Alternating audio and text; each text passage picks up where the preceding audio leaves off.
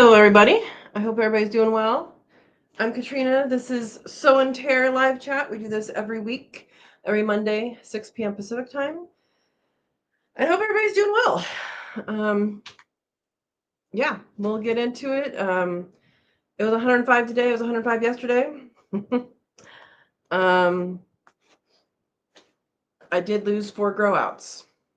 They were fine an hour ago. I went out there right before the live to check on them and all that, and there was 4 of them lined up in the sun for some reason. I don't know why they didn't go in the shade like everybody else, but anyway, so if I get a text, it's my neighbor answering my question, do you want rabbits for your dogs? Yeah, it's unfortunate anyway. It's a horrible way to go. And also my freezer was supposed to be here 3 weeks ago and they were supposed to be processed by then. So, anyway, besides that, things are good. The house is actually on solar now.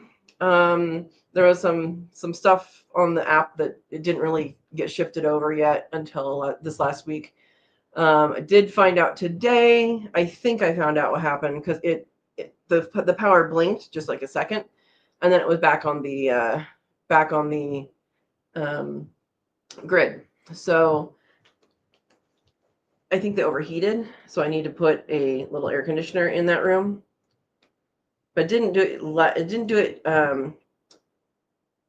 yesterday. It was fine, but it got the same thing. But I can show you on here. So this is the app that it comes with, and it's now going from the batteries. It did an auto shut off, which is what it's supposed to do when it gets too hot, and it just got too hot. But you can see maybe the light. I guess you can't see with that light. Anyway, it's here. It shows that it's going in right here. If it's going from the grid, it goes from over here, and then this is the house. So once I turned it back on, the batteries were fine. And yeah. Anyway, that's my day. I was really disappointed to see the bunnies out there because there was plenty of shade for them to go into. And the bunnies up here, the breeders with the two that have their litter still, they were better today than they were yesterday. Today they were just hanging out. Yeah, they're panting and hot, but they were just hanging out. In fact, when I went up around 4 o'clock to do another water check, one of the babies has been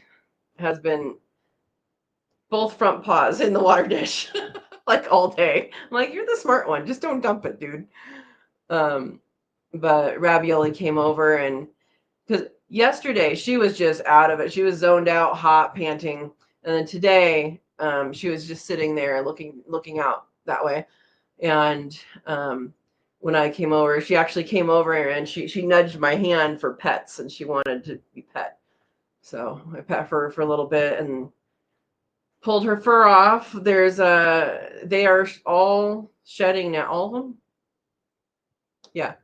They're all shedding now. They're starting another shed. Rabbits shed several times a year. And so Penne is actually letting me do this. It's the first year that she's let me do this, but the other ones are letting me do it because they're like, oh yeah, that feels nice. Give them scratches and stuff, and getting rid of that fur coat right now. Man, they should have done it last week. So anyway, that is what's going on. Yeah, I'm going to do really quick before we get into things in case people missed last week. I'm going to share. Oh, let me do first. I have a lot of things open. Hang on. So if you want to do the Raising Quail and Aviaries course, here is the link for this. Kitties are fine. I just saw that, PJ. Kitties are fine. And there's that link. And let me show you how to get to it, and then we'll get into the chat. So I need to share screen.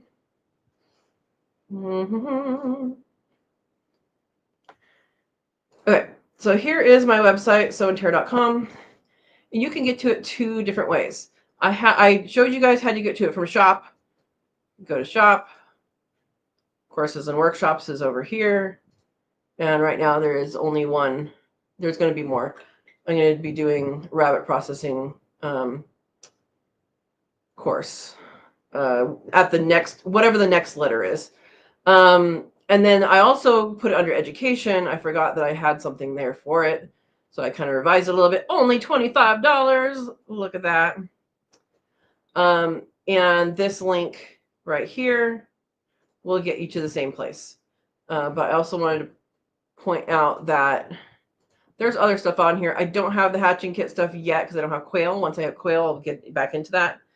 And then if you're local, I do workshops. I do canning workshops, like something I want to do, vermiculture, butcher workshops, all that. Something I want to do is, if you're local, here it is right here, want to host a workshop at your place, email to schedule. So like if you guys want to learn how to can, I mean, we're in canning season right now. You guys get together, some people, we'll work out a price, and I'll come to you, and if you're local, and teach you how to can in person. So that's something I wanted to bring up. Not only is the Aviary course out, but I wanted to bring up that local flavor, because I'm here. All right, stop sharing. So I'm going to go back to you guys. All right, we're going to go up to the top and see. Hopefully no one's yelling at me for the the rabbit scenario. Yeah. Verna's here. Vase Place is Blue with a Little Wrench. She's my moderator, and she has a channel where she grows food in her apartment setting, and she does a live on Saturdays. All right, first like, first in. All right, Dawn's here. Second like. Welcome, Dawn. Verna already needs coffee, man. All right, PJ's here. Welcome, PJ. PJ is a Katrina's Kit. She is one member of the channel, and we are this Sunday going to make. Let me share screen again. I'll do this a little later too, but we are going to make this zucchini pineapple. I call it fake pineapple. If you have zucchini and you can grow zucchini, you can have pineapple. Now this is on the National Center for Home Food Preservation website. I'm just going to plop this right into our chat. Pineapple zucchini. In case people want to do that, but it's what we're going to do. And yeah, if you have zucchini growing, or you have neighbors that have zucchini growing, hey, join. We have a lot of fun. All right. How is everyone? I'm doing okay, except for the bunnies. And Verna's crazy as ever. That's a good sign. That's her standard answer for a good day. Oh, not getting closer to a house, PJ says. You will get there. You will get there. And I hope it happens sooner rather than later. And I hope it's perfect. And it has room for all the plants you've collected. And more. Yeah, I get it. Dawn says she's fine. Just been busy all summer gardening, going to Nashville, Tennessee twice to pick up grandkids. All right. All right. Yeah, that is hard. I've only lost one rabbit to heat before, and that was Zeddy. And I lost her the day I came back from QuailCon, I think the first QuailCon, and Manuel was feeding them and said, "Oh, she's gone," and that was really hard. That was a breeder. This is less hard because they're not breeders, but it's highly frustrating for many reasons. Number one, why are they in the sun, not the shade? Like go in the shade like the rest of everybody else. Number two, I've gone out there several times to check on them and check for water, and they were, panting, but not overly so. So you know, I don't know. It maybe they just need to go in complete shade at that point instead of, shade, the tractor being shaded or something. Anyway, everybody up in the trees is good. Hopefully that stays the same. Today is the last hot day. So for a while, it's supposed to be in the high to mid 80s. So cool. Yeah. Yeah, it's hard. Hi, Joy. Welcome. Hopefully you're cooler there than it is here. It was on 105 today and yesterday. Today was only supposed to get up to 101. Yeah, no. Yeah, thanks, Dawn. Yeah, Verna, they already said, okay, I'm going to read Verna's comment, then I'm going to discuss. Verna says, I would be angry and cuss out those that haven't delivered your freezer. Yeah, they already said that they would, I don't know what the word is right now. Basically, they would discount it because of the lateness. And I sell these rabbits when I sell them for $40 a piece. So 40 times 4 is a lot. Plus, I've been feeding them extra time. And so, yeah. I am going to have a very strong conversation with them. Because it was supposed to be 3 weeks ago, and it was not supposed to be that hot here. And yeah, I could have processed them and canned them all. I could have. That's on me. But yeah, when you have a company such as Best Buy, that's who I'm waiting on. My freezer's been there for 3 weeks. It just hasn't been on a truck to come up here. Yeah. Anyway, on to positive things, hopefully. Let's see what people say. All right, Steve's here. Hey, all. Welcome, Steve. Steve is Blue Little Wrench, and he has quail. And he's a moderator. All right. Kitties are good. When I went out earlier a few times to check on the animals, he was actually on the second step. It must be his place when it gets hot. He is on the second step going up next to the chicken coop. I don't know where Mama Kitty was, but I think they tend to go and find the shady, cool places.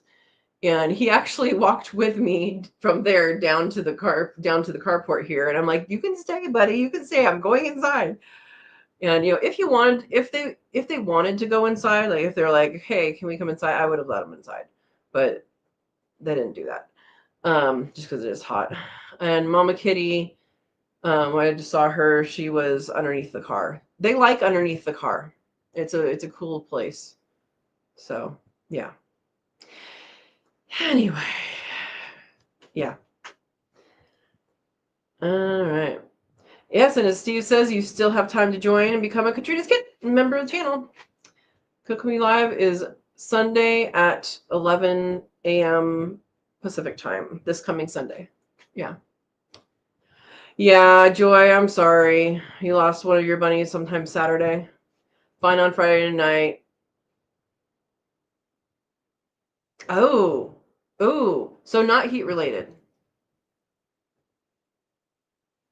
That's scary. Joy, is just one rabbit? And hopefully they're up off the ground. I don't know about all the rabbit illnesses and sicknesses, but there is something called rabbit hemorrhagic disease, and it is highly contagious. And it's from bodily fluids. And so if you have wild rabbits in your area, they could pass it to them, or if you've been around other rabbits like at the fair and pet them or been around them and then go to your rabbits, like that's something that could potentially do that. It came, I believe, from Europe or something. It didn't start in the Americas. It started over there somewhere. And it in the show trade, I think that's what it was. Someone can correct me if I'm wrong.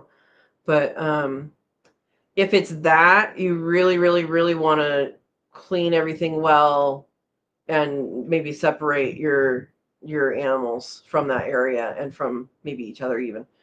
But it does strike fast and it is hemorrhaging, and it's one of those things that's, I don't know, it's nearly 100%, I think. I don't know what the percentage is, but it's fairly high percentage that they won't make it. So hopefully it's not that, but I want you to be aware of that and maybe look that up on your own. It is called, it's RHD2, I think. Rabbit hemorrhagic disease. Enjoy, you're in Oregon. So I haven't seen any rabbits since I've been here, so it may have already been through the area here, or maybe they've just been hunted out. I've talked to some local people, and they said that there used to be rabbits all over the place, but now there's not. So, Joy, I'm going to put, if I can find you guys again. Where'd you go? There you are. So it's called RHD2, and I would just read up on this just to make sure you know some signs about your other animals. And this is specific to Oregon. The disease is the disease, but because I know you're in Oregon, hopefully you find that helpful. I don't remember what county you're in. Okay, so there's a lot of domestic. Okay, let me actually share this page so everybody can learn. We're doing a lot of sharing. Oops, not that. Told you we were going to talk about rabbits, just didn't think it was going to be in this context. Okay. Rabbit hemorrhagic disease virus. I could guess they added a V. Oregon Department of Agriculture. I believe they might have the same, rabies might be under the same thing, but it's a fatal viral infection in rabbits. First identified in a feral domestic rabbit colony it was first identified in Oregon. I didn't know that. Oh, no, it was first identified in Oregon in this area. Never mind. 2021. And then domestic and wild infections in Lapine, Oregon. So those are not in the same, like they're not touching, they're in different areas of the state. It's highly contagious among domestic rabbits and high mortality rates in rabbit colonies. Yeah. Oh, unlike RHDV2, which is what the current one is, can infect native rabbits and hare species. Okay. So on this website, and every state probably has this. There's a national website too, but every state probably has something like this. I mean, they have all these diseases over here. I guess rabies isn't here. This is more towards the avian influenza and all that. But it does it by county. So a lot of Deschutes. It tells you if it's a feral rabbit, just call it wild, or a domestic rabbit. And most of them look like they're in domestic. I know for a long time, rabbit showing, like, you know how people show them. I'm not into that, but that was where a lot of them were being picked up. So, like Klamath and Douglas. Oh, here, okay. Those were this year. So not very many records in the last couple of years, but yeah, there it is. All right. I'll leave it open in case we need to go back to that. So I hope it's a one thing, and it's not that, but I do want you to be prepared and maybe read up on that if you haven't already, which you may have.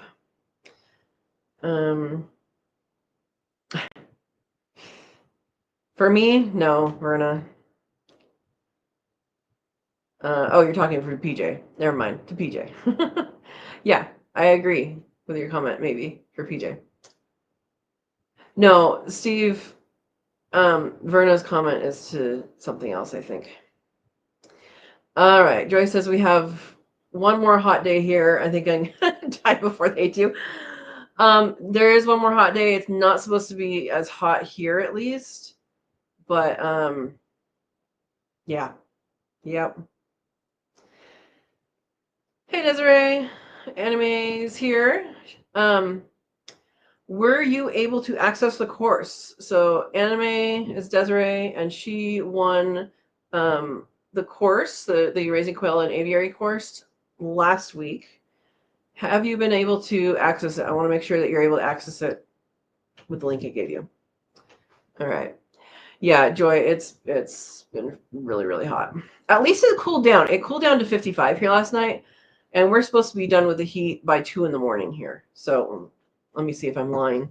Let me see if they changed it again. There might be one more day.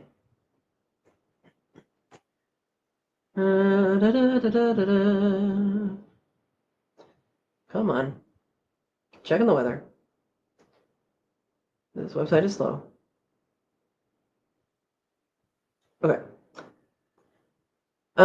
Daily. Yeah, tomorrow's 99. So it probably means it's going to be like 102, 103 here, is what I translate that as. Oh, I guess it is Wednesday morning at 2 is what that is. Yeah, I think I'm going to move both of the rabbit tractors as. I'll figure out where the shade is, and I'll move them tonight into full shade. It's going to be kind of on the side of a hill, I think, but it'll be okay. Yeah. All right. Desiree's making oxtail stew. Good, good. Yes and yes, Joy says. I don't remember what I asked you. All right. Cats can wipe out an entire rabbit population. They could. Ringo, at least, is a little.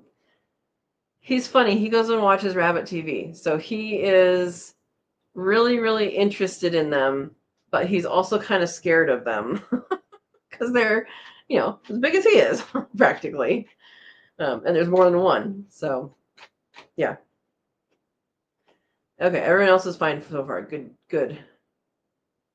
Okay, I didn't see Yamhill on the let's go back to it.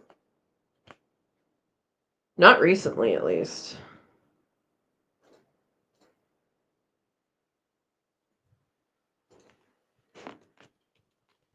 See if I can search. Didn't find any data for Yamhill, so that's a good sign. I mean, it doesn't mean that it's not there now, but Awesome. You're able to access. Good. Good, good. I'm not going to move it all the way up to the house. It's going to be under trees near the pasture. Yeah, that would be a pretty big effort with rabbits inside of it to bring it up to the other side of the house.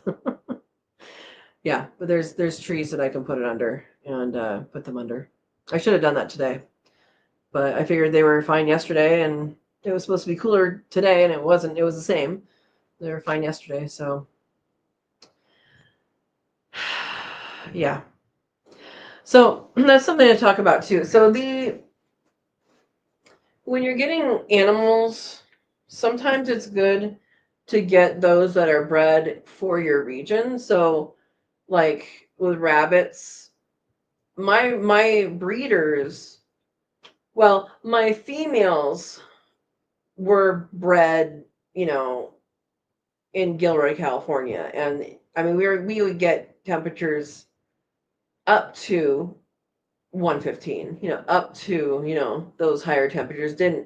It would go there, for several days and then be down again. Only takes one day. And then, so that's something that can happen, is that if they are from stock that do well with heat, they will be more likely to do well with heat. Percy's from a little farther north, not quite as hot, but I don't know what his parentage, where they came from. So, yeah. But yeah, if you're getting local-ish or same or similar type of thing, like for when I get, when I get quail, I plan on getting them from Guido's Family Farm. They're in Louisiana. It gets hot there. It gets hot, so I'm not concerned about them being hardy for super cold because it's like 15 degrees is as cold as it's ever gotten here. I think 14 is the record.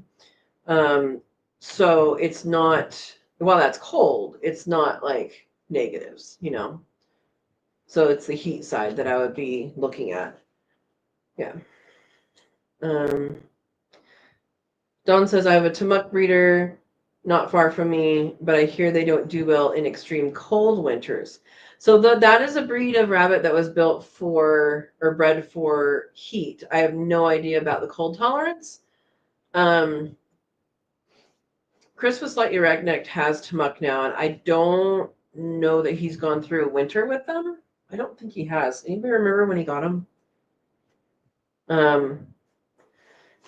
Yeah.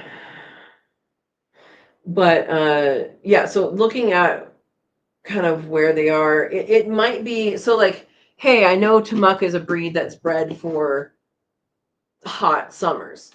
Well, there might be a different breed or the same breed, or within that breed, ones that have actually been bred in your conditions that will be, or their lineages that will be more tolerant of those conditions. So anyway, yeah, that sucks a lot.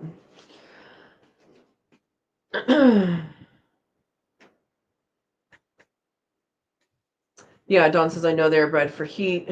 We have been in triple digits this summer as well, back up there by Friday. Yeah. It looks like we have one more hot day. And I wasn't thinking it was that hot because it was in the 90s, but it says 99, and today said 101. So rabbits do pretty well. My rabbits historically have done pretty well under 100. About 95 is when they start to get really, really, like they're panting. But 100 degrees is when you start kind of worrying about them. Is my experience. When they shouldn't be in sun or anything like that. And I don't know why these 4 rabbits, they were right up against the sun and they weren't in the shade part at all. It's like, everybody else is in the shade. Why are you not in the shade? So, yeah. Yeah. I'll move them. I'll probably I think I know where I'm going to move them.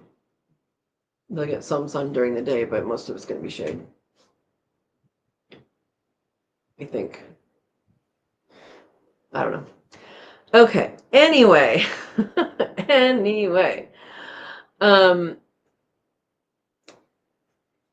Yeah, rabbits for heat, you put water bottles in with them, cold, ice water bottles. They don't always use them. I mean, they don't they don't use them.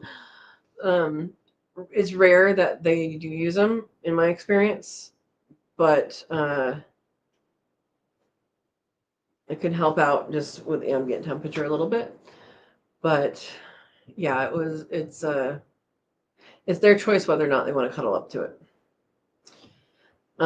Fans, you're not supposed to blow the fan directly on an animal, and I understand that, but I always feel bad for them.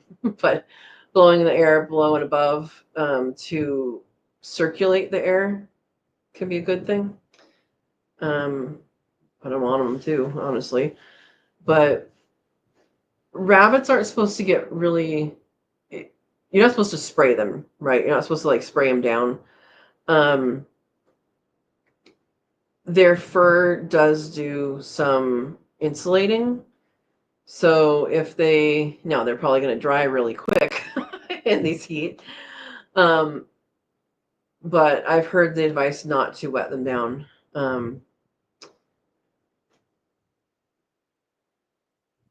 So rabbits don't sweat. They pant like dogs do. And a lot of their heat goes away through their ears. So I guess you could cool down their ears a little bit, just don't shock them. But that's where the heat exchange happens, is in the ears. And then they get rid of the heat panting as well. So yeah, Joy, you're right. We have one more day of this. How high is it getting where you are?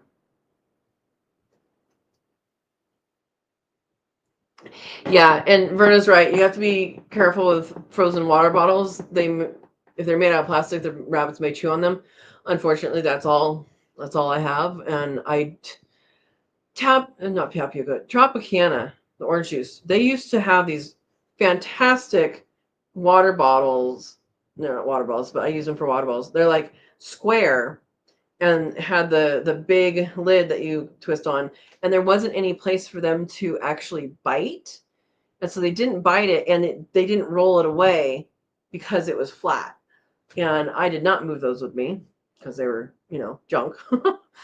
And I can get them elsewhere. No, I can't find them anywhere.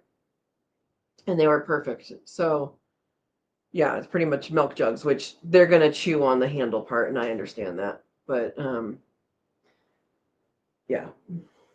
So, anyway, it is not the best situation we're in right now. And I hope it is not as hot tomorrow as it's projected to be. Yeah. Is a 14 ounce or 26 ounce water bowl what a rabbit would need? I have some extras. What I have out there. Let me get it.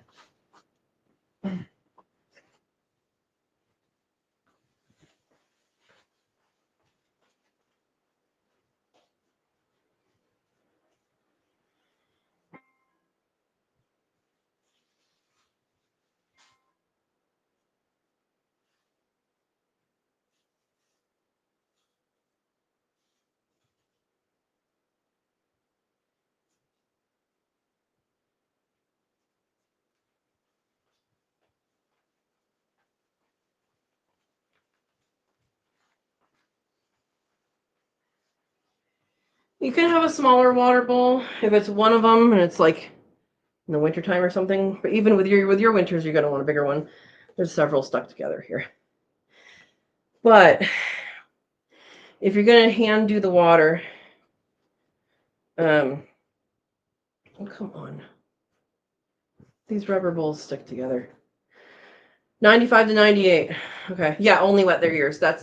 Yeah, that's what I'm saying. Like that's the cooling part. You don't want to take away their insulation. All right. So this is the size that I use. I'm probably going to keep the water in there the same size. I just didn't have the bigger ones. The ones I had before was like maybe not quite half this. It doesn't say how. Oh, 2 quarts. This is 2 quarts. And one rabbit does not need 2 quarts. A mother rabbit with young, you're going to fill this eventually morning and evening if they spill it, which they probably will. I recommend doing an automatic watering system like I had at my old place, which I will make again. And what am I doing?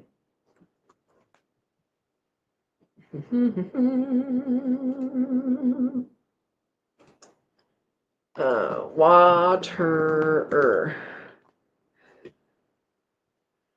Okay, so here is that, and you can make variations of this. Where'd you guys go? What? Water. You can make variations of that, but I think having something like that in there with the rabbits is good because it's continuous. The one thing I would say is think about what the end thing is going to be. If it's going to be into, a rabbit water that has a float valve in it, if it's going to be a water nipple, if it's going to be, something else, I would think about that, because I know Ravioli in particular, she's a jealous girl. And if somebody else has something, meaning her sister, and I didn't pet her last before leaving, she gets upset. Anyway, she's cute. But she would sometimes turn the water sideways so it would just drain all day. So if you do have that kind, and you do have a rabbit with attitude, either don't have that kind or put a bucket under it. Yeah. All right. Let's see. So yeah, that was, what did I say? 2 quarts, half gallon. And in summer, I feel like it's good to just give them more than they need. One, because it's always good to have water, and two, because it takes longer for the temperature of the water to change when it's a large amount. And then in the winter, it's better to have a larger amount because it takes longer to freeze. Yeah. Okay. And Joy says only wet their ears if you are going to attempt to cool them down. It's just the ear. Yeah. Hey, my dad's here. Welcome, welcome. The heat doesn't seem to bother the thousands of wild rabbits here because they have the choice of where to go. So that's part of having rabbits, that part of having animals that you're responsible for and keeping them restricted somehow, which any rabbit, any animal you're responsible for, you're going to keep restricted somehow. Then they have to play by the rules that you have, and the rules that you have are not always the absolute best. So yeah, rabbits have what are called hides. I don't remember what they're called. I think they're called hides. It's not what they're called. They're called something else. Anyway, forms. They're called forms. A lot of jackrabbits, which are not rabbits, they're hares. Jackrabbits, I know, have forms. I think that's what you call it for rabbits as well. But it's basically this little tiny place where they lay all the time. It's their place. It's like, this is where I am when I rest. And it's this little tiny dugout. It's not even dugout. It's just like a depression there. And like, if you spook them and you stay there, they'll run in a big, circle and come back and go right there. So, but yeah, they have the choice to go underground in some cases. If there's a burrow, they have a choice to go, burrow into, like litter on the ground. Now, our rabbits here in North America, we only had in North America, there are only 2 rabbits that dig their own holes. And that is the pygmy rabbit, which is a sagebrush obligate species. And the second one is in an isolated volcano chain in Mexico called the volcano rabbit. I had to look it up because there was like, this is one of 2. Okay, what's the other one? Our meat breeds, even though a lot of the breeds have been developed in the United States, they originate over in Europe. So the European rabbits dig. So they can dig. But the wild rabbits, yeah, they can go wherever. And it's the same thing Verna's saying. That's because they can dig to get into cooler dirt. Yeah, and even though like our rabbits here don't necessarily dig, they can definitely scratch up the ground like a dog. Dog scratches up the ground to get cooler dirt. Yeah.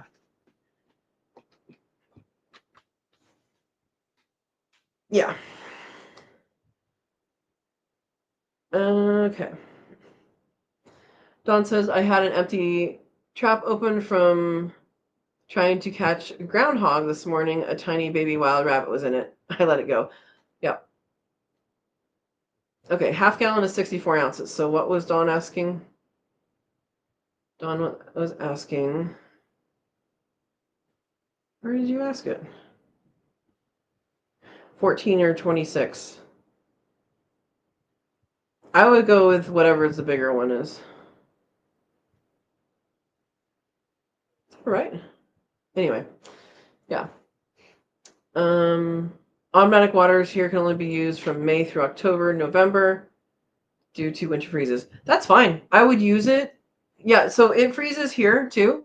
I would still use it during those months. I just haven't made mine yet.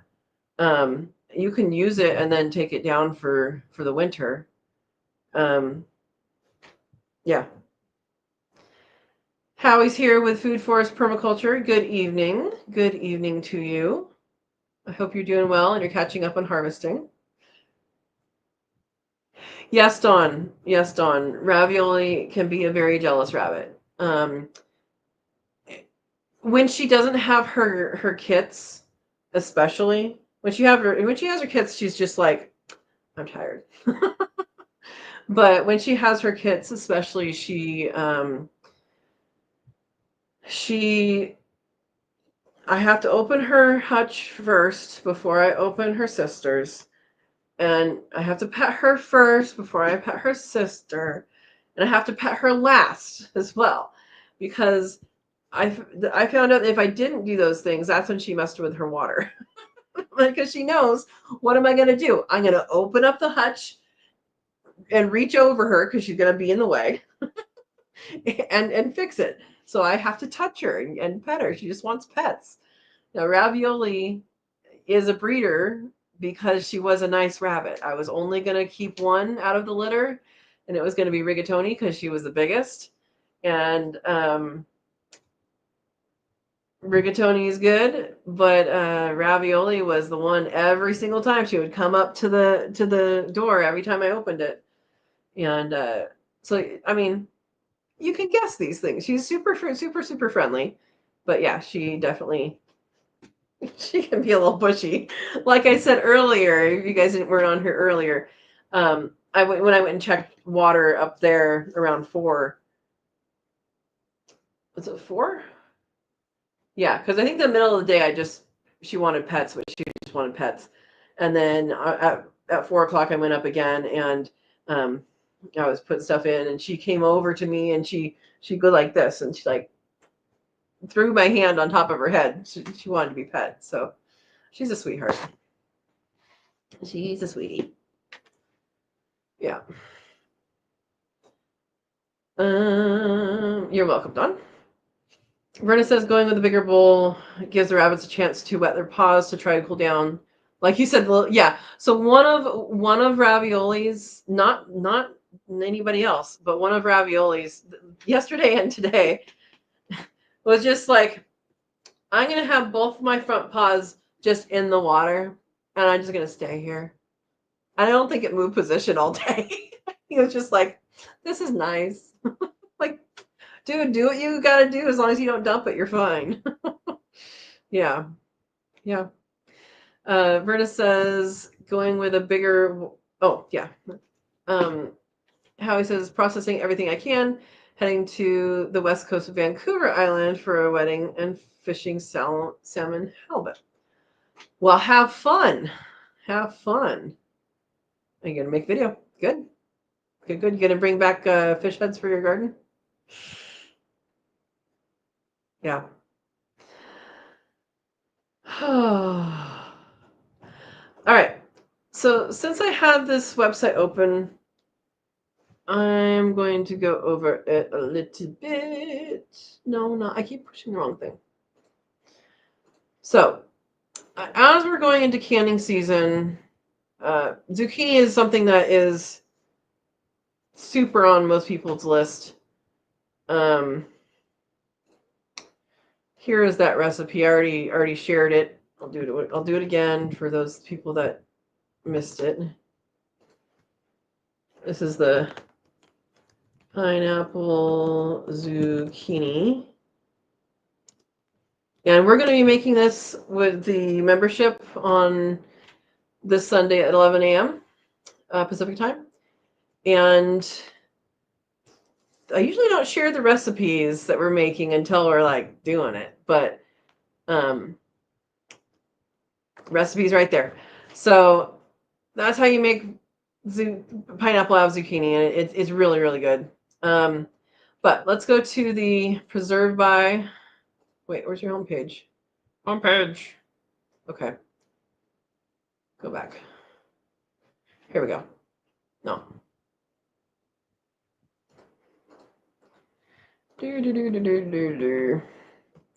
Okay. There is National Center for Home Food preservation. This is what I preserve food by. This is what I do my canning by. They do all the sciencey things that need to be done. There are some recipes that, or there are some things that they say you can't do because the science hasn't been done yet to say how you can do it or why you can't do it. There are some things like pumpkin puree that they know why, and it's a density issue. Or pickled eggs, not going to be shelf stable. It's an issue. Again, I think it's a density issue, and there has been botulism found in home canned pickled eggs. But other than that, you can see what to preserve. You can see there's canning, jams and jellies, pickling, fermenting. They go into storage, curing and smoking, drying, freezing. They do not have freeze drying on here, so that's the only thing they don't really have on here. But yeah, they have these articles. If you're curious about something and it's not any of those things, you can search. You can go up here on the search bar. They have several articles in there that they just, it's just like hidden. You can't just go to it. You have to search for a topic. But most of the stuff I do is canning on here. Pickling is canning. They just, you can pickle by salt. You can pickle by vinegar. You can, what's the other one? There's one other way you can do it. So lacto fermentation is with salt. That's another way you can pickle. Anyway, so like has all this stuff on here, and how to can all these different things. And this is actually a book. Do I know where to get it? Where do you get your book? Resources.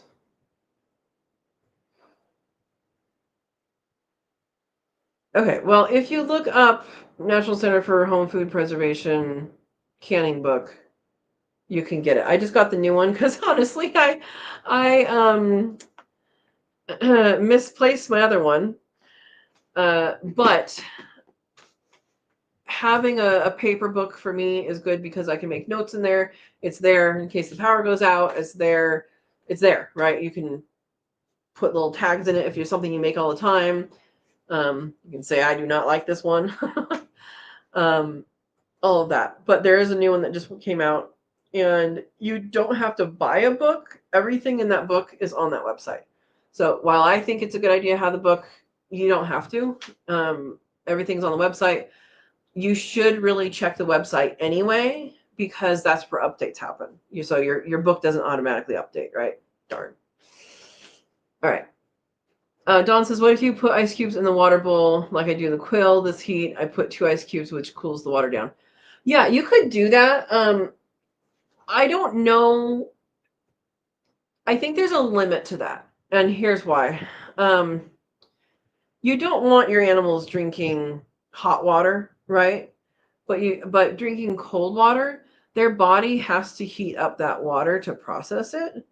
So, like, while it might be, a nice treat to have a milkshake in super hot conditions, your body actually has to heat that up in order to process it. So it's creating more heat. And there's a point at which is okay, and then it's like, well, that's hurtful. So, and I don't know what that point is. Just in extreme heat, I would see that there's something like that. But cooling it down is probably, I think that's fine. But making it like cold enough to have a brain freeze is not, So yeah, that's my take on it. See what everybody else's take is. Yeah, Verna says you would have to do it often, Dawn, but it should work. Yeah, that's what I'm saying. Like, if I wouldn't want them to be like drinking super, super, super, super, super cold water, but cooling down the water. Yeah. Yeah. So, Yeah, and for my quail that when I had them in my old place, um, doing the aviary, and again I have the raising quail and aviary course available on the website. Deep litter for quail is really really good because they can go in and insulate. Like they dig down their whole body. Their little tiny head is like this far above the chips, or sometimes underneath that level, and they fluff the chips on top of themselves. Like they go like this, and they like bury themselves in chips, and they'll just stay there all day. They're like, we're not going anywhere. um yeah, so yeah, that is something that they're fine with. Then they were fine. It got up to 115 degrees and they were fine. I didn't lose any um doing it that way. Now if you have your animals um in a cage, they have airflow underneath, which is good, but it's still hotter than insulation that the wood chips would be. And like for the rabbits up here, they have airflow, and they also have a better shade. They have tree shade, and whereas the ones on the pasture have the PVC roofing shade. So yeah, tonight I'm gonna move them to where it's gonna be shady. Yeah. All right.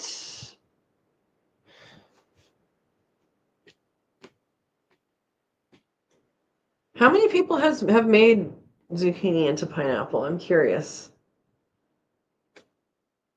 It's good. Last time I did it, I did shredded, and that was really good. It comes out like crushed pineapple. I did make it one time without the sugar. It's not as good. Sugar doesn't really have, in this recipe, a purpose other than flavor. Like it doesn't make it safer because the acid is in the pineapple juice and the lemon juice. Um, the only thing that I can think of that sugar plays a role in the thing of it is in jellies and jams, because the pectin needs sugar to solidify. But that's not a safety thing.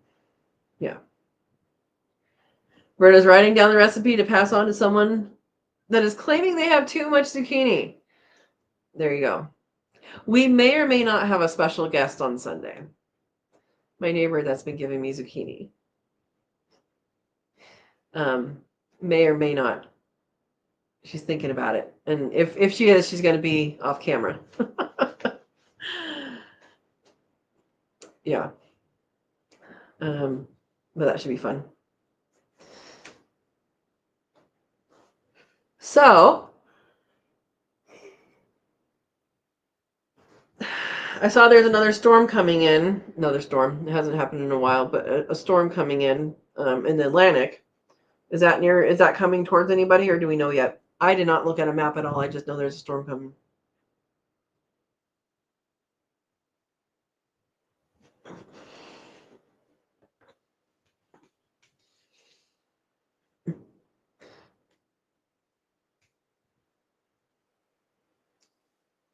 Um,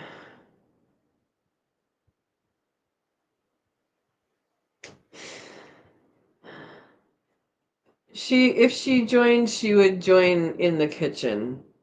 She is 80. Yeah. Unsure. What state are you in again, Desiree? I know you moved, and I never remember where you are now.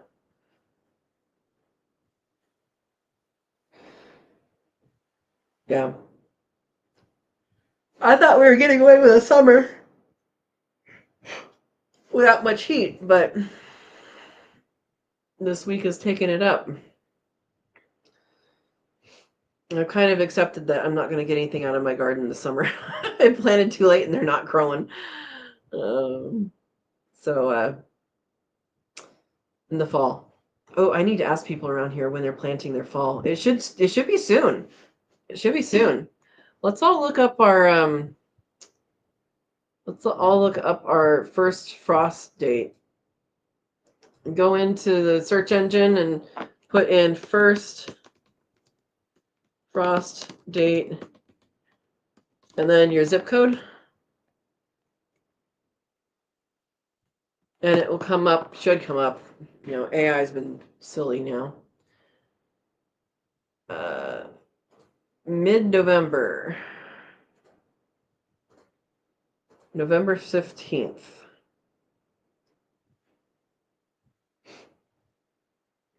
All right. Let's see what this one says. You kind of have to search through a couple things now. It used to come up with like what was generally accepted, but not now.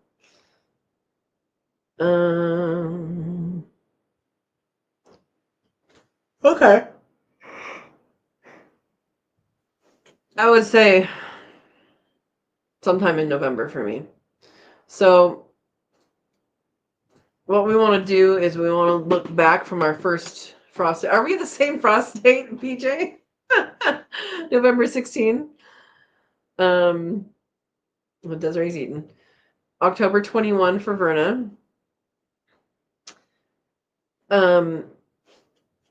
So how many? So the other thing too, you don't have to count days on a calendar. You can literally go up in the search thing and say how many days between, and you put in today's date, August 11, and November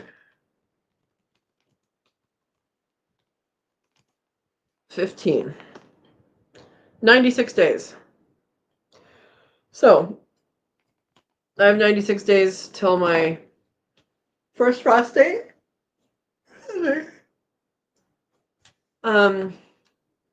Usually,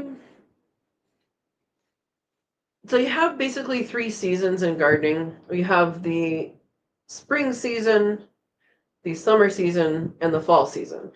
And depending on where you are, you may have a winter season. But there's 3 main seasons, and spring and fall may be like this on some people's and maybe like this on other people's area. And so in the spring, things grow faster because the light is getting bigger. In the fall, things grow slower because light is getting less, not bigger, more and less. And so when you have these 2 things happening, people have on the seed packet, you know, how many days until maturation, until they mature. And you basically have to follow, excuse me, you basically have to follow, if they don't give fall dates, follow the spring dates and add a week or 2 to make sure you know what that is. So you know that things will be ready before the frost.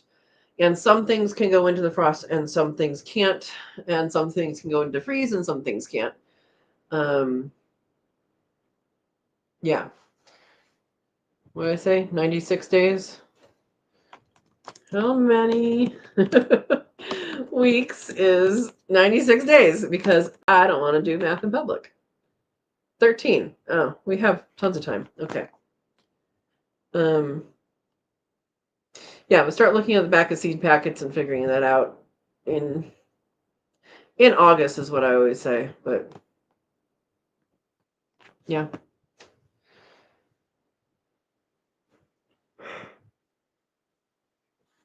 Awesome, PJ. The peas growing in the green stalk have flowers. Awesome.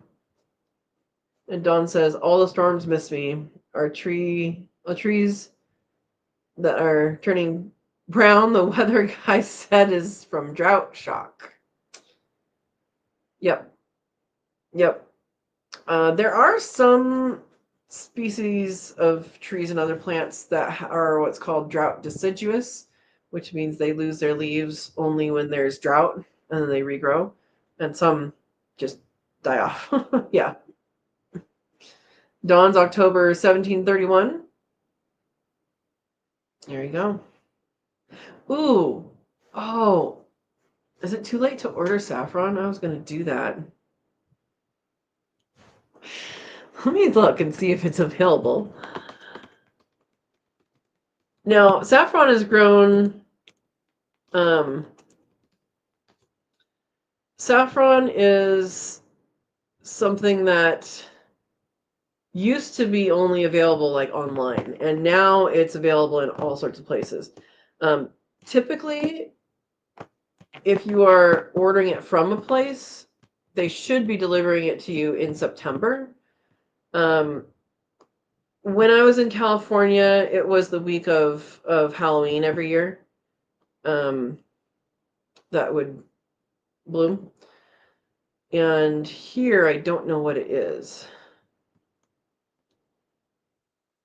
Is it available? Is it available? Maybe?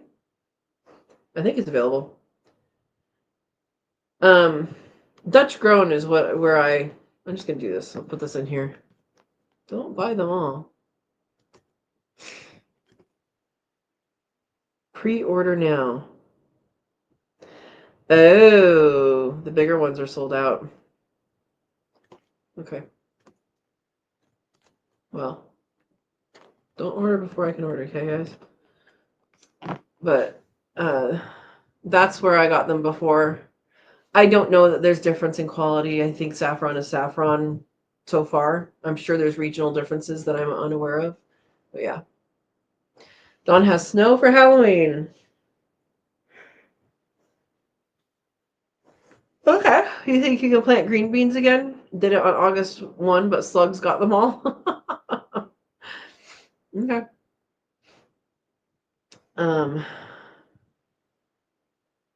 Yeah, I'm gonna have to borrow an auger. There's a couple people that have augers here, and I think I'm gonna have to borrow an auger and get fencing put up right,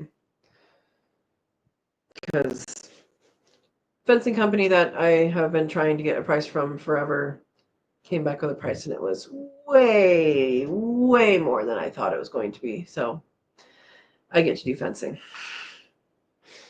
We'll see how well I do it. Not see how well. I'm sure I'll be fine. It's just the time involved in doing all of the holes mostly. Yeah.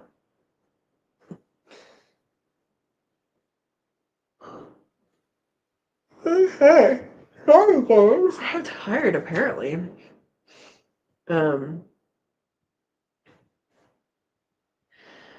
Yeah, so Dawn, I know slugs, of course if it's raining it doesn't work.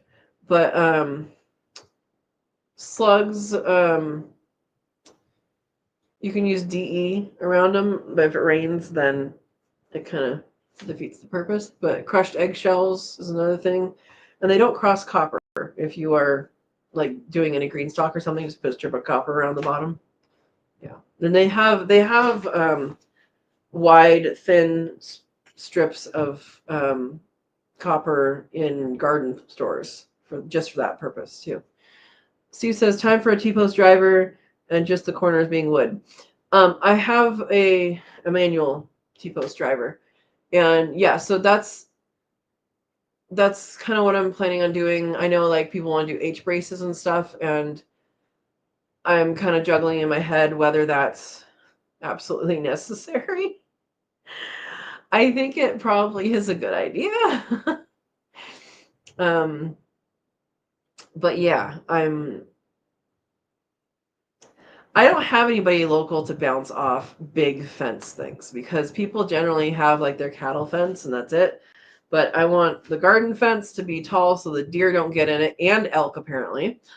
If you guys saw the video this morning, I have confirmed that there are 2 bull elk.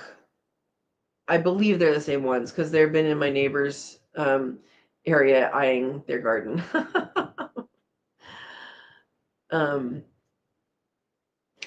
Anyway, yeah. So I need to talk to someone who is local, who has done like the big game fencing or the taller stuff, just to, because if it's in there, I want it to actually work, right?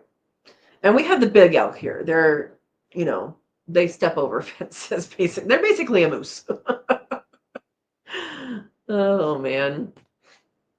Yeah, you're tired too, Verna? Hey, I went over to the neighbors for dinner the other night and I got home after 10 and did all the animal stuff and then I was like, "Oh, I need to do my video." Yeah. Yeah. Well, thanks for coming, Desiree. Have a good time. Steve says, I don't think you can have a sufficient quantity of eggshells for those slugs. I tried that in planters and didn't do squat. Okay. Okay. If elk are like moose, then there ain't no stopping them. They will take down fences. Now they mostly take down fences, I think, in their migrations. Um, I didn't have any fences taken down here. However, the previous owner did cut the top wires in the crossing areas, and there's very obvious crossing areas. And what's interesting is when I had the fish and wildlife biologist out here, I was asking about that, like, okay, well, how do I make this okay for, cows or whatever, but still have their crossing? And he said it's mostly to make sure that that's a tight fence right there, because that's how they get tangled up, is it's looser fences.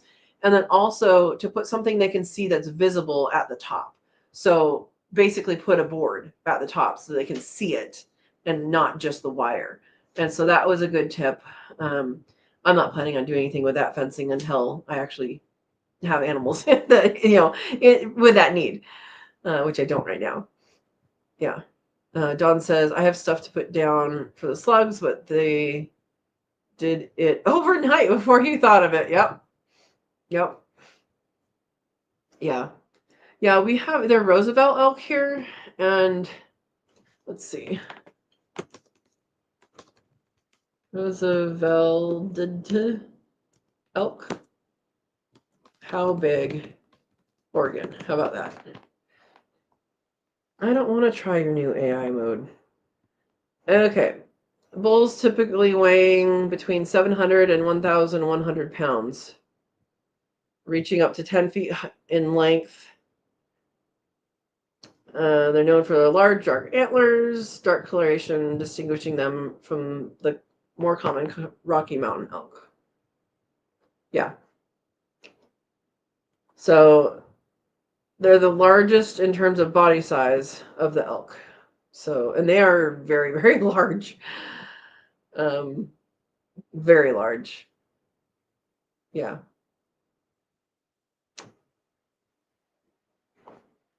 I believe that's what we have here. Pretty sure. But yeah, I do need to do that. And I know two people that have augers. I just need to figure out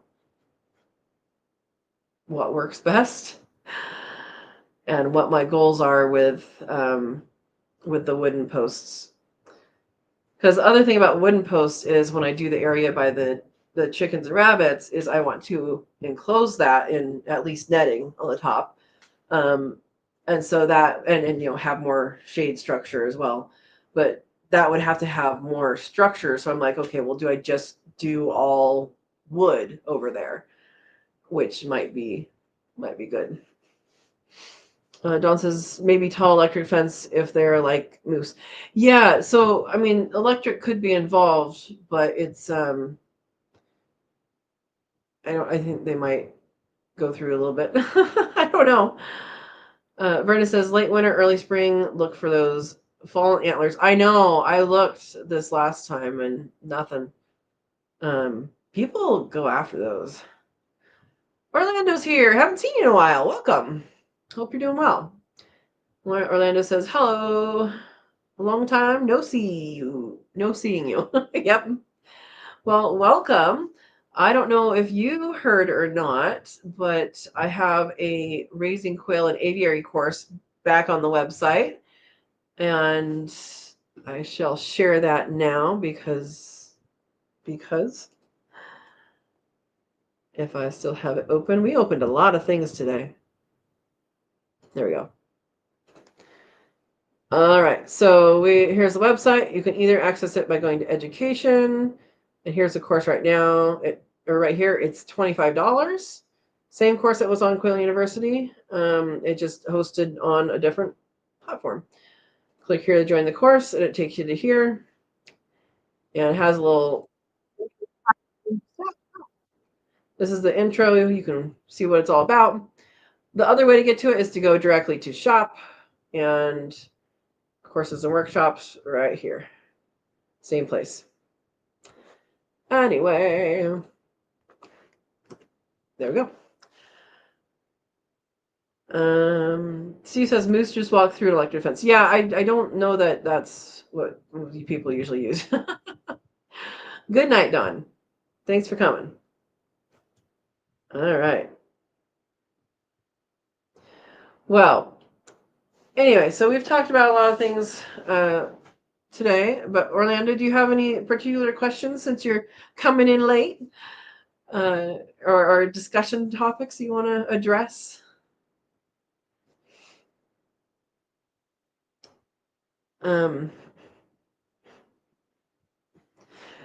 I know I do have on the website, I have a section for education, and whatever the next litter is, which will probably be late October, is what I'm guessing it'll be. It could be sometime in October. We'll wait until they're born first, but to do a processing workshop. And so if anybody is local, then I would do a local hands-on processing workshop. Still have your rabbits. I do. And very sadly, 4 of the grow outs today died of heat. It was 105 here, 105 degrees. Don't know why they decided to lay in the sun. They had shade available. The rest of them were in the shade. But yeah, I was very disappointed. I guess I know it's not really the full thing, but yeah. Everybody else is okay. Hopefully they still are. We have 1 more day of heat, so I'm going to move the rabbit tractors into full shade and just deal with it in full shade and see how hopefully that works better. But yeah, thanks, Orlando. Yeah, everybody else is doing good. I have my 2 chickens. One chicken, Rexy, passed. How long ago was that? A couple months ago, 2 or 3 months ago now. Don't know what happened. She was sick for like a day. I tried doing some things, and I mean, they're what, 4.5 now, maybe? Is that right? Something like that. But yeah, I don't know what happened to her, but she's planted underneath the tree, underneath the fruit tree, and the other 2 are doing fine. So I do plan on getting more chickens, but I gotta wait until I get this fence up that I'm talking about, and I really, really want to get that done, but I really, really also need to do other things. Yeah. Yep. So I don't know. Is my dad still on here? Let's see if he's still on here. My dad actually found a wild quail nest, California quail in Central Oregon, and he put a camera on it, and he got there. It had babies. Like it had babies like that next day or the day after. It was very quick. They hatched out and were running around. And so, yeah, he's active. Not sure if he's awake. Steve says. Well, if you are still on, you can put that in the Friends of Sow and Tare Facebook group. People would appreciate that. I'm pretty sure. And if anybody wants to know, Friends of Sow and Tare Facebook group, you do have to answer the questions and agree to the rules, just because we want to make sure you're not a computer. There's the link right there. And if you want to join us for the Cook With Me Live this Sunday, here is the link to join if you're not already a member. It's super inexpensive, guys, and it's super fun. We are going to turn zucchini into pineapple and can it. So I'm going to be putting out something tomorrow with the watch for a post on that. It'll have all the ingredients and all of the things you need. You don't even need, if you're gonna, you don't have to can it. That's what I'm going to do. That's what we're going to do. But you don't have to can it. You can keep some in the refrigerator. You can do a half recipe or whatever. Yeah. How long will you have to process? You gotta go back to that website, Brenda. All right. Let me show you guys what I'm doing because we're doing this. I want you guys to be able to go to these places and know what you're doing. So this is National Center for Home Food Preservation, preserved by canning. And zucchini is underneath fruits. It's way down at the bottom. Okay. Peel zucchini, either cut into half-inch cubes or shred. Mix zucchini with other ingredients. Large saucepan, bring to a boil. Simmer 20 minutes. Fill jars with hot mixture and cooking liquid, leaving half-inch headspace. Add lids and process. And you're processing pints or half pints. I would do pints, personally. And depending on your elevation, there you go. I am this one. And yeah.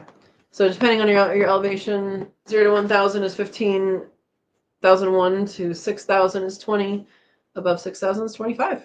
So yeah, it's a good recipe.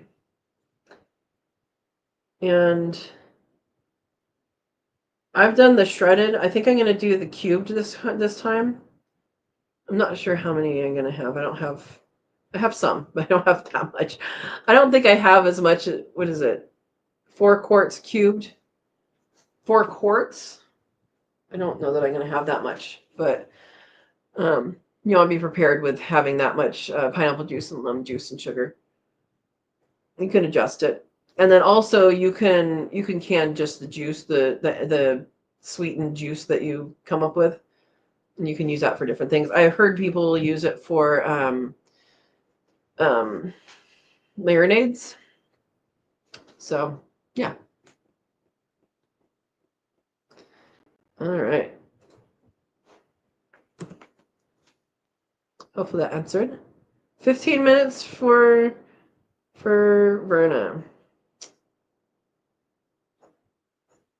Yeah, it's called zucchini pineapple. I call it fake pineapple is what I call it.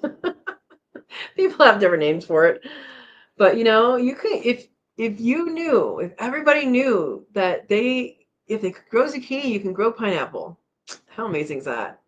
How amazing is that? I haven't done the chunks yet, so I don't know how well that does the thing. But doing the shredded, I've done that and it turned out wonderfully. So, yeah. Yeah. And the elevation you do have to pay attention to. Water also boils differently at different altitudes, or different temperatures, or I think it's different temperature, isn't it? Yeah, so standards are pretty much set at sea level, and then bake times can also change. Yeah, bake times can also change depending on your elevation. Have you guys seen the deer yet? I haven't seen them yet, but I haven't been paying attention. Was it this dark last time? They come by in the morning when I'm on my morning meeting on Mondays. They come by the front. And evenings they come by back here. It's so funny how clockwork they are. They're just like, oh, I'm gonna be here within 5 minutes either side. This is what I'm doing today. This is what I did yesterday. It's what I'll do tomorrow. Like, okay. Yeah. Verna says you could probably use eggplant as well. Both veggies take on the flavor of what they are cooked with.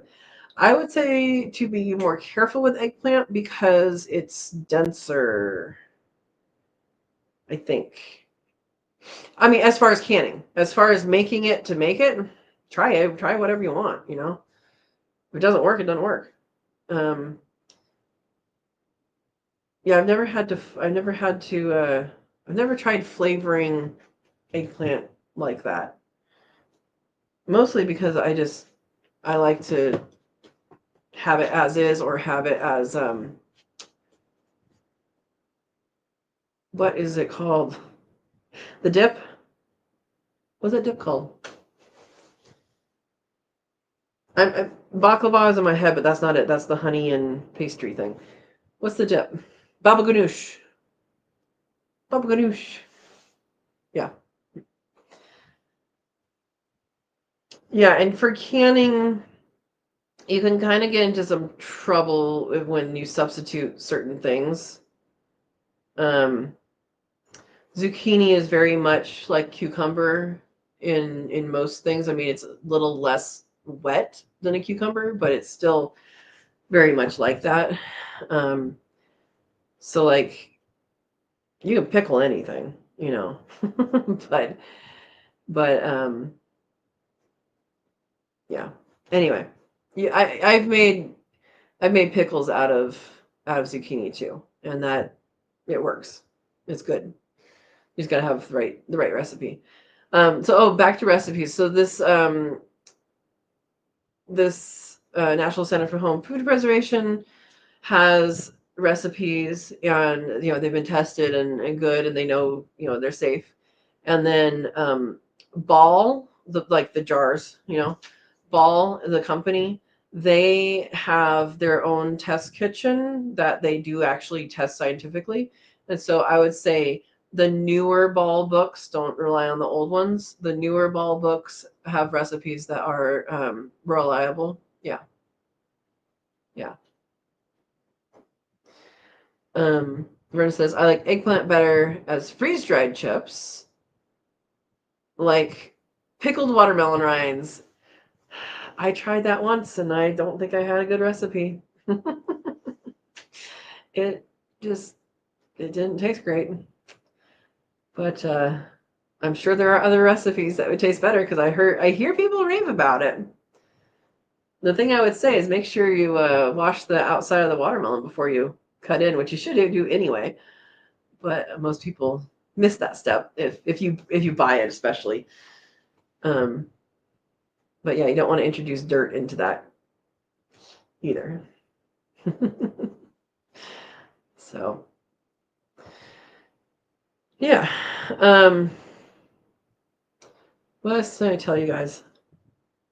The cats are doing fine. Um, Ringo was very much wanting a cuddle today when I went out in the middle of the day um, to basically, check on the rabbits' water and refresh them. And he was on the step on the way up there, and he's like, he goes and stretches, and he's like, "Can you pick me up?" Like, okay. It didn't last very long. He got hot. A little dirt won't hurt you. It won't hurt you unless it has botulism in it. And then you might not hurt for long. um, yeah, botulism is something that can be found in soil. Um, in soil without air. Does that make sense? Anyway, that's why when you can, you're supposed to peel all your root vegetables, is because of the potential for botulism. That's the why.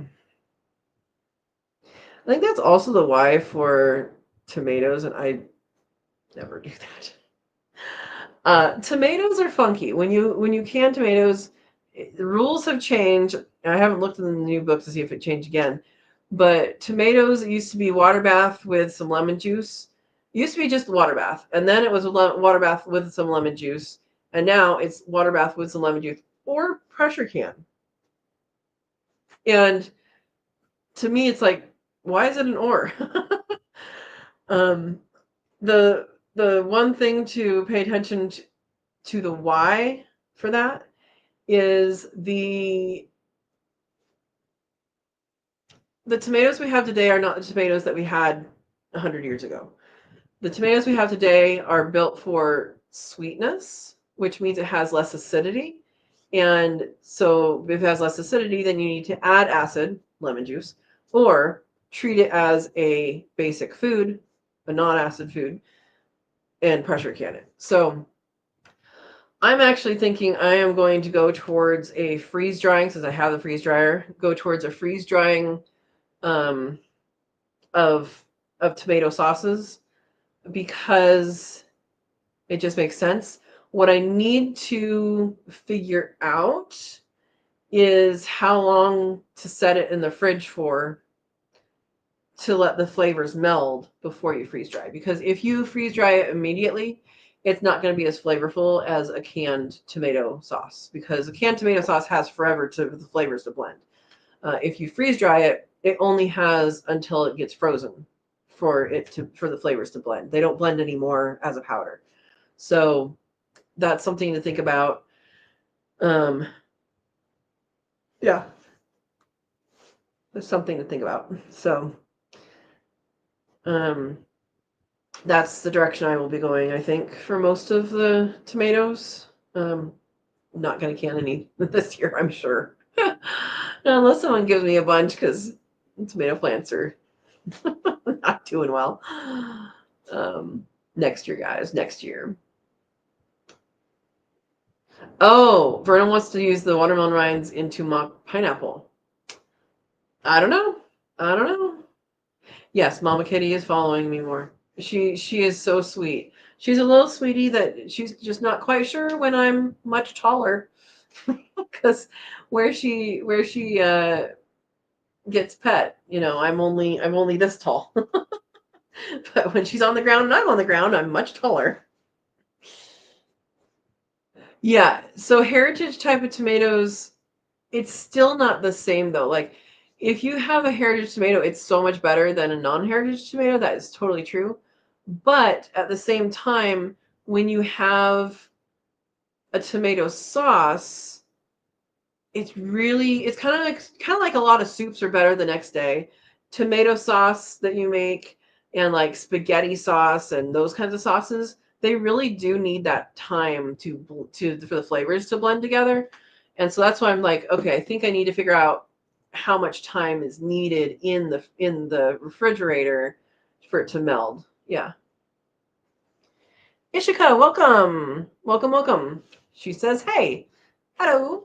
Hope you're doing well. Let us know where you are, what you're growing, and if you have any questions, go ahead and ask.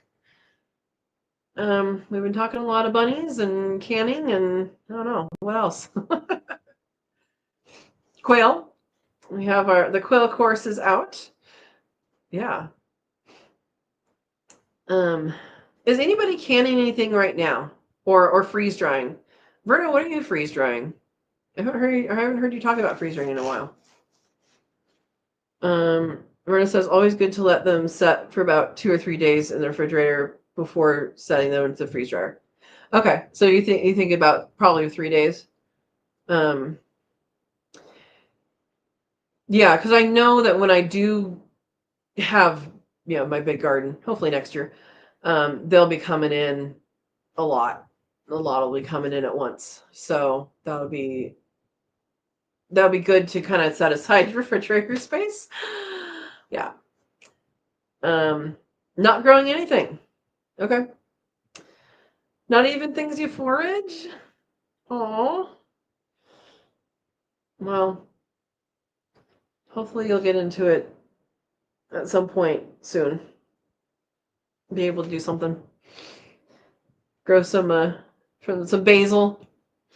Basil is wonderful freeze dried. It tastes exactly like basil and cilantro are horrible dehydrated. Like, you just go and, when you dehydrate herbs, oftentimes, well, they always lose tons of flavor, but the amount of flavor that cilantro and basil lose is tremendous. Tremendous. So, yeah.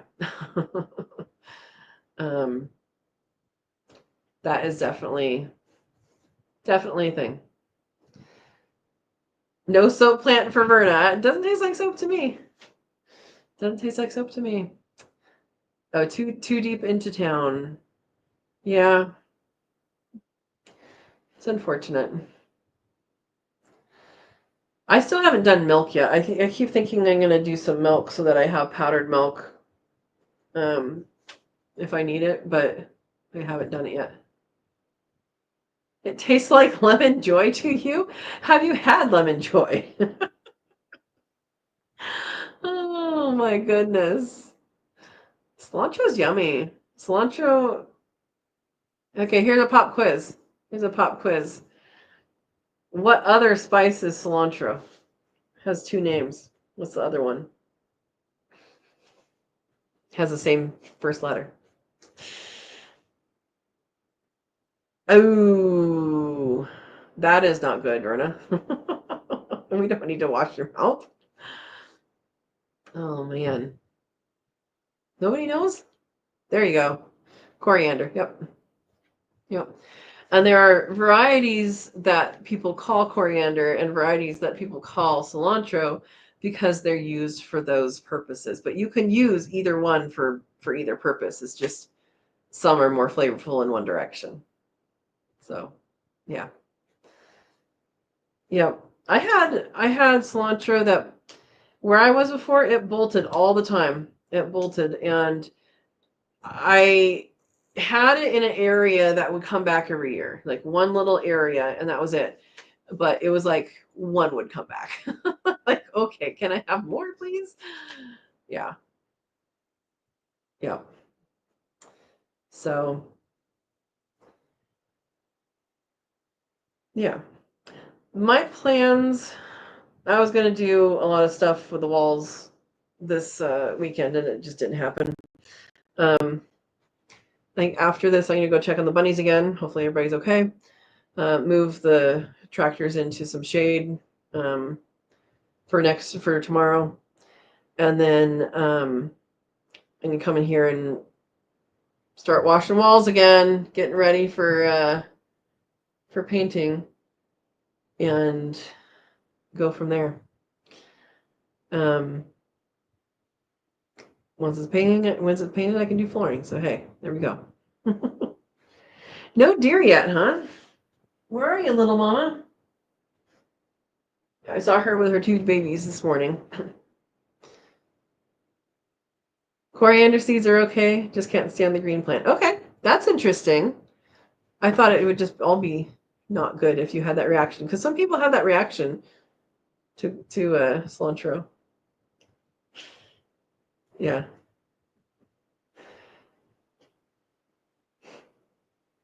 Well, Verna, you can do saffron in your apartment. Saffron is a bulb, and it'll take a windowsill.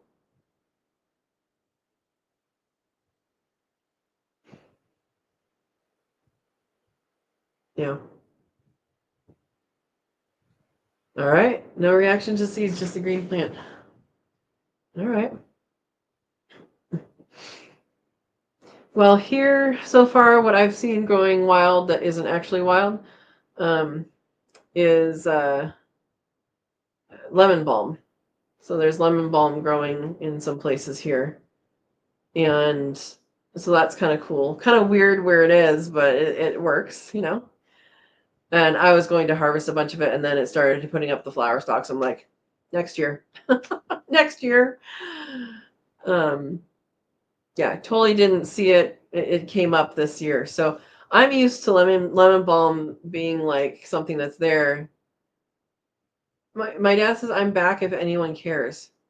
Why? We were asking you questions and you didn't answer. Hi. We all care. I care. I was asking you to put on the Friends of Sow and Tare Facebook group your video with the quail. I think people will enjoy that if you're okay with it.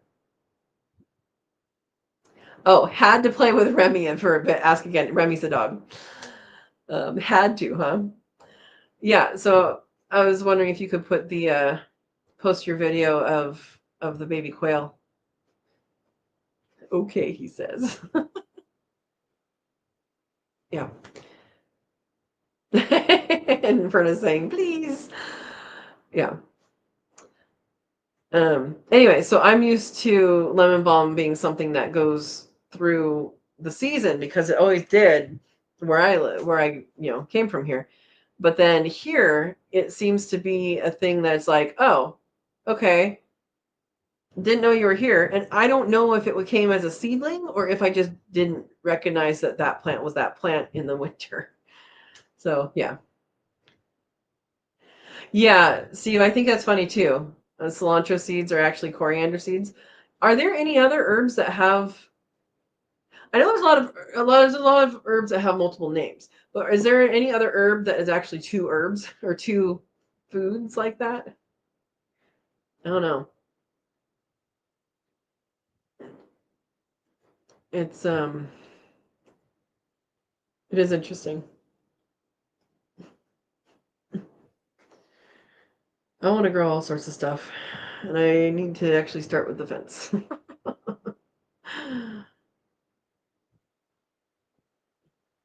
Yeah.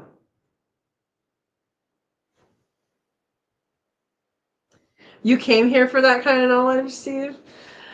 Well, that's the one I know. I mean, a carrot has carrot seeds. You can use carrot seeds. Celery has celery seeds. You can use celery seeds that way. Yeah, lemon balm is good for a lot of things. It's good for tea. It's a good medicinal. Um, yeah. I was going to freeze dry it and then use that essential oil extractor that I haven't used yet, but it didn't happen. Yeah, because it's a whole bunch. It's a whole bunch. Um, yeah. So what else? What else in the garden is like that? I don't know. You can eat things like that. So like borage, you can eat the whole plant. I mean, you can eat the root if you want, but you can eat the leaves and the flowers. Yeah.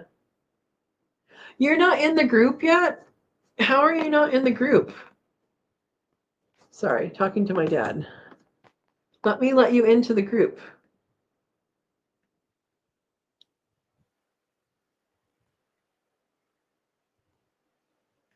Okay, you're in the group now. Anybody else not in the group that wants to be in there right now?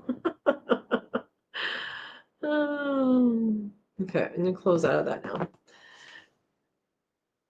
I don't know why you weren't part of it. Yeah. Yep.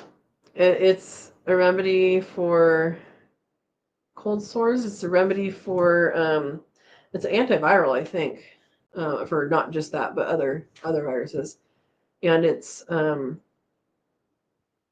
else for the throat, I think. I don't know. There's a lot of different things that it's good for. One of my favorite teas to make with my old garden plants was lemon balm, hot and spicy oregano, and chocolate mint. That made really good tea. I have water today. I should be drinking more water.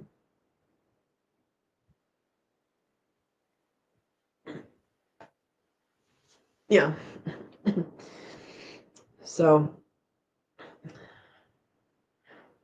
I don't think I have sumac in my area. Someone here said that we have poison sumac, and he pointed at a big leaf maple that had been cut, and I'm like, I don't think you know what you're talking about. Um, but I don't think we have any sumac. Red sumac? Red sumac. I think of that as a Midwest and Eastern, but I could be wrong. Let's see. Range map. Range map.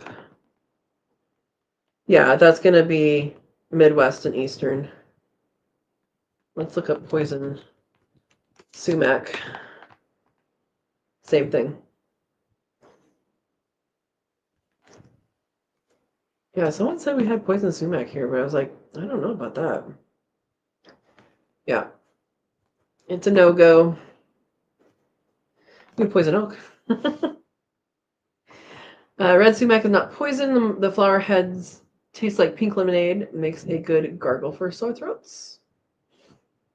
There is in where I used to live in some parts of the forest. There's something that's called pink lemonade berry, and it has I don't know what the it probably has a medicinal quality. I don't know, but yeah, um, people will use it to make lemonade. Yeah. Here we have manzanita, and I missed the season this year on manzanita. I missed that completely. So, yeah. I tried it in the foraging video, the berry video that I did. I tried, some of it. It was too seedy at that point. Um, get to it earlier, and they're just like little tiny apples, they're like that big. But people also will bash that up for a drink too, and yeah, there's a lot of that. I would like to get to a point where I have finished all the major to-dos for the house and for the things I want to get going on the property, so I can do more exploring. That's what I would like to do. Yeah. So Verna says my Malabar spinach is growing crazy. I told you it would do wonderful. Do you like it? I don't like the mucilaginous of it. I think you like that though, right? Because you like the okra. I like okra, like fried okra, but I'm not a fan of the mucilaginous stuff. Yeah. So if you plant Malabar spinach, you will have it there forever because once those seeds go in go in the ground, they're not coming out. Yeah. Did you do red stem or green stem? Malabar. Oh, and I should ask my dad if you have mulberries on your mulberry tree? Or anything happened with that this year? Okay, you don't like the fried okra or raw young okra. But what about the Malabar spinach? Is it okay?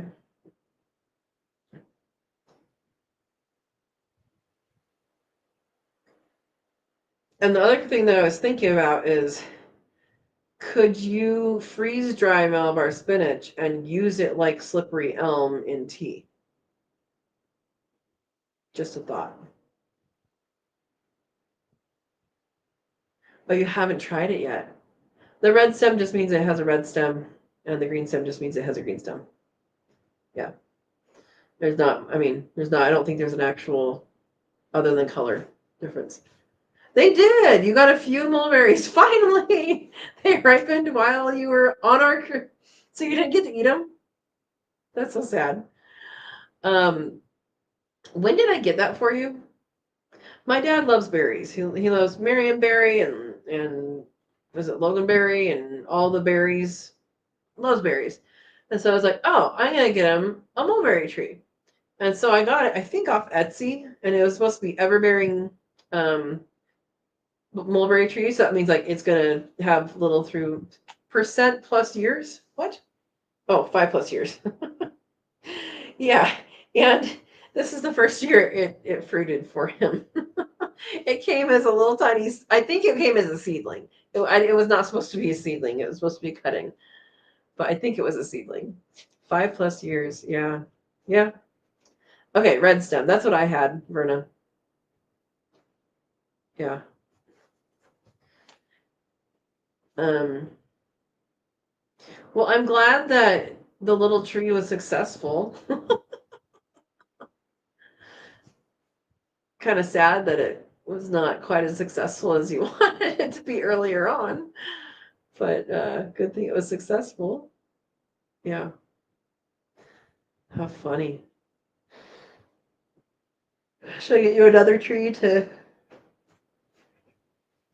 get a second tree in there in 5 years? Okay, you gave some to your daughter last week, Verna, and she liked it, but you didn't try it yet? Are you scared to try it? All right. My dad has uploaded little chick videos on the Facebook page. Thank you. So California quail look very similar to jumbo quail when they are babies, like the wild type. They just have little racer stripes And my mom has dubbed all baby quail walking walnuts. You may use this term now. Because they're little tiny walnut sized little babies. Yeah. Oh, no time. Okay. Okay. Yeah. Um, yeah, so asking, you call them popcorn. I call them popcorn when they start popping, when they start hopping really tall. Um, yeah, but they're little, they're walking walnuts. So asking the question to my dad, you saw it how many days before it hatched? Like 1 or 2? The nest?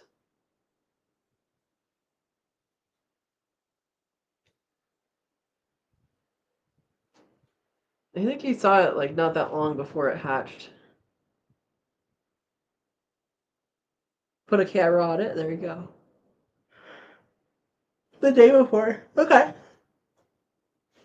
So it's a good thing you put a camera on it when you did. Otherwise, you'd miss it and be like, "Oh, where'd they go?" And then, did the jay eat all of the shells? It was the jay that showed up for the shells. Yeah.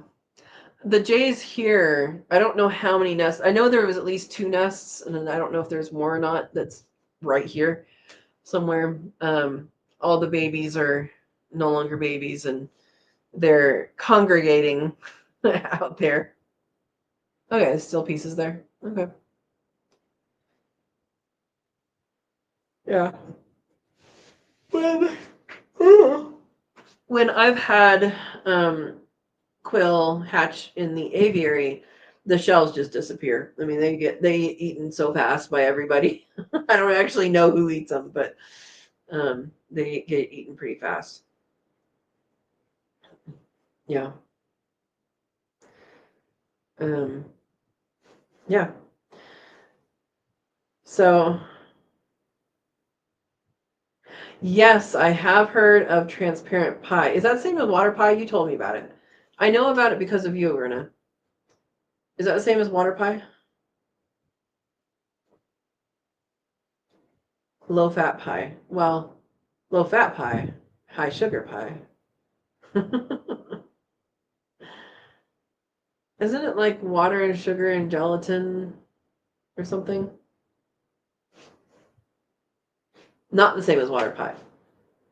Then I don't know if I've heard about it or not, but I think if I did, it was from you because I remember thinking water pie was an interesting thing to do. I know I haven't tried it. It's just okay. It's like a custard pie. Custard, a transparent custard. Okay. All right. No, I like pie with things in it. I've not tried those. I've not tried those. Actually, I haven't made a pie in a while. The last one I made was fudge nut, which is really good. Depression era pies. There you go. I guess that's what you have left, right? A little gelatin, water, and sugar, or a little bit egg. Yeah. Well, I mean, things are expensive now. Oh, transparent pie uses eggs and water pie does not. Did I get the ingredients right? Is it just gelatin and water and sugar, and then maybe sometimes eggs? I mean, eating gelatin is good for you. It's good for your joints, good for your body. That is something that I haven't done yet that I want to do and I will do is with fruit powders. I have peach powder um, in the pantry and that I freeze dried and then powdered. And it has so it had no gelatin. How do you make water pie? Um, but I want to make jello with that. So I don't think you'd have to add any sugar if you did, not very much. And it would just be the whatever fruit powder you do plus gelatin and water, I think. I think that's what it would be. But I haven't done it yet. I haven't fully gone into all the things you can do with fruit powders because I've been more busy than I want to be. Yeah. Verna's going to keep this recipe a secret from me. Which is fine. No gelatin. Water and a pie pan.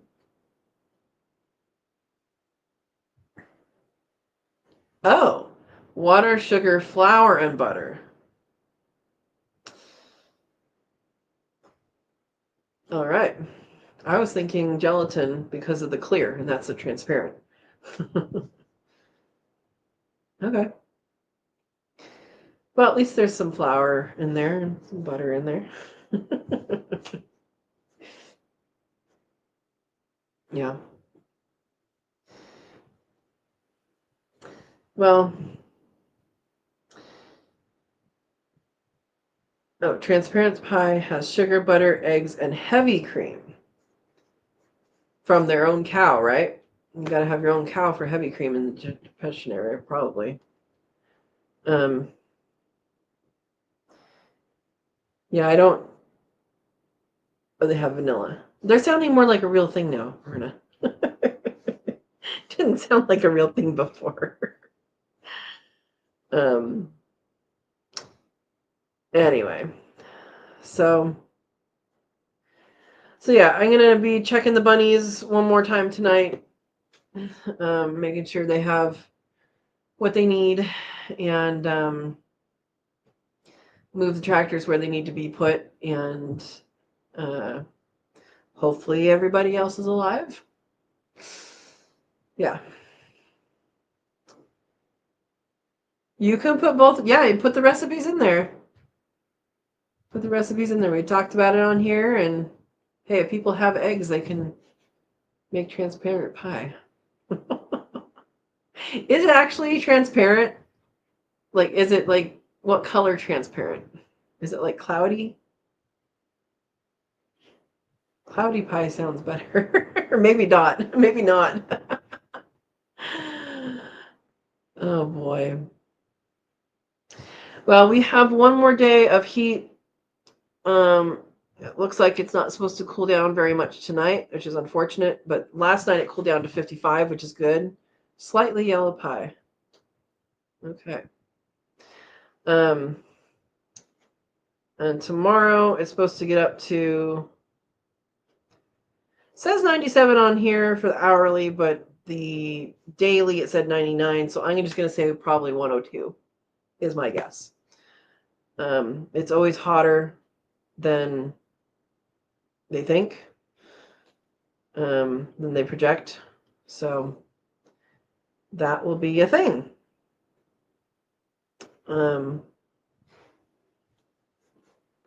Yeah. Water pie is like pecan pie without nuts. Why would you make pecan pie without pecans? That means it has lots of sugar in it, Verna. um, I still have not made pecan pie. I have a recipe. I think I still have it that I have not used. Yeah. So that's the story there.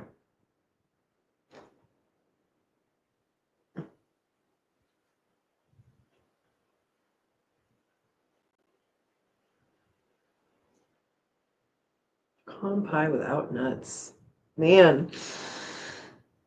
All right. Well, does anybody have any questions? We're getting towards the end of this, and I want to give people an opportunity to 1 cup of sugar. That's not a lot. Okay. I mean, it's a lot, but it's not what I thought it was going to be. Yeah, I wanted to go over the raising quail in aviary, how to get to that course. Share my screen again.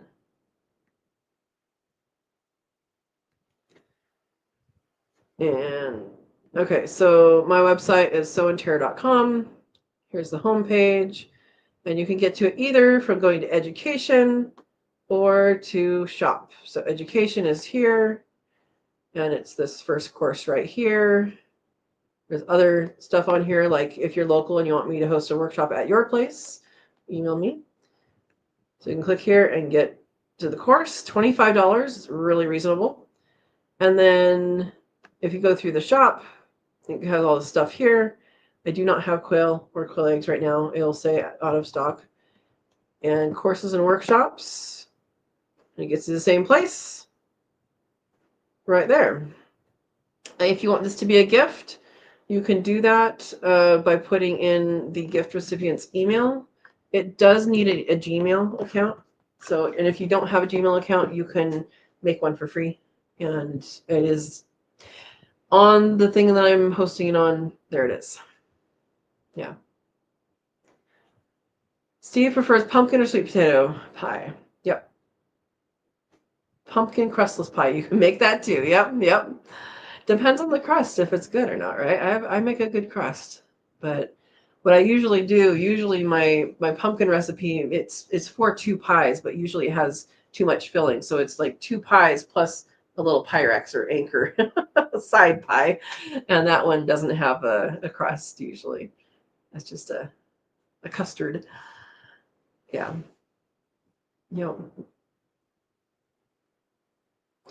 All right, guys. Well, I'm thinking we might hang up here. And wish me luck on the rabbits. Wish Joy luck on her rabbit. And anybody else that needs luck, good luck. You don't have to have a Gmail account to access the link you send out. Yes, you do. It won't let me share it if it's not a Gmail account. Because one person who bought it, they need to get back to me. Because I couldn't do that. I can link them directly, but that means that link can be shared with anyone. So the link that is shared is for that email, and that email gets added to it. So yeah. Yep. That's how it's supposed to work anyway. I know I can't share it the way I'm doing it unless it's a Gmail account. So unless you have a workaround that you can explain to me that is not an option currently for me, then you can let me know. But as I work through it, the only option to have someone have an approved email is by that. A Google account, not a Gmail account. Right. So it's the same thing. It doesn't have to be at Gmail, but it has to be at Google. Like, it has to be a Google-based account. You are correct. But it can't be like iPhone or whatever. Like, it has to be something in the Google realm. Yeah. Okay. Yeah. So Google and Gmail is with Google. YouTube is with Google. If you are commenting on YouTube, you have a Gmail account. You just might not know that you have an email account.